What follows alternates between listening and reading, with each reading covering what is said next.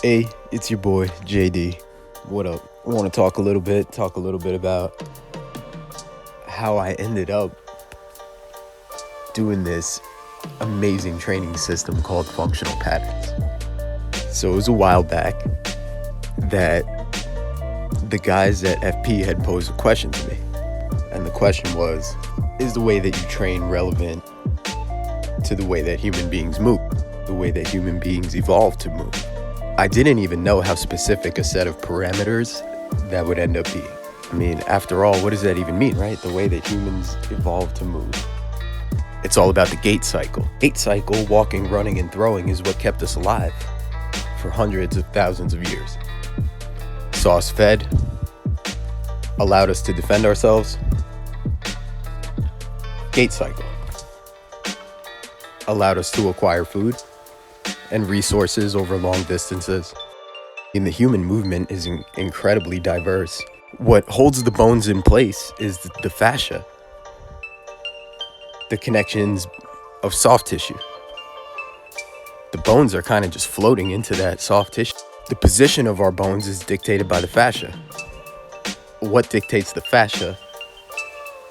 The orientation of these various lines of connective tissue. Well, the experiences that you have over your life. More specifically, mechanical stresses. Mechanical stressors that your body is exposed to and adapt to. And we do this intentionally with our training, but do we do it the way that humans are supposed to move?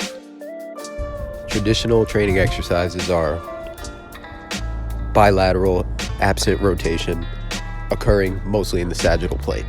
If we're to describe gait is contralateral with rotation, occurring in all planes simultaneously. We can't underestimate the difference that it makes. We said our body is adapting to the mechanical stresses. Traditional training brought about by dissection mentality, dissection of bodies, splitting the muscles away from the fascia. We arrive at this training system, and it's fairly new, less than 100 years old. Try something new, you gotta see, is it working or is it not working? We think about it, right? We think about the connections that are made, the lines that are gonna be fortified through this type of training would be primarily in the sagittal plane. We're missing the rich cross connections that occur in the transverse and frontal planes, which are gonna do so much to stabilize our body. And our posture is not just aesthetic, it's not just how we stand. Every single body system is suspended in the fascia.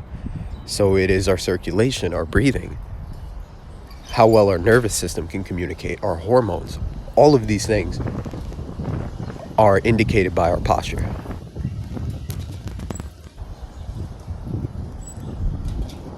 Now, over the time of this video, 4 or 5 minutes, we went through a couple of thoughts and premises, and that's more work than most people want to do when it comes to training. There's not too much thought. It's just, I want to look better, so this is what I want to do. And more people yet will say, I really do want to be healthier. I want to feel better. I want to do better. If you're one of those people that's saying that, put your money where your mouth is. Train intentionally, not habitually, and start doing functional patterns.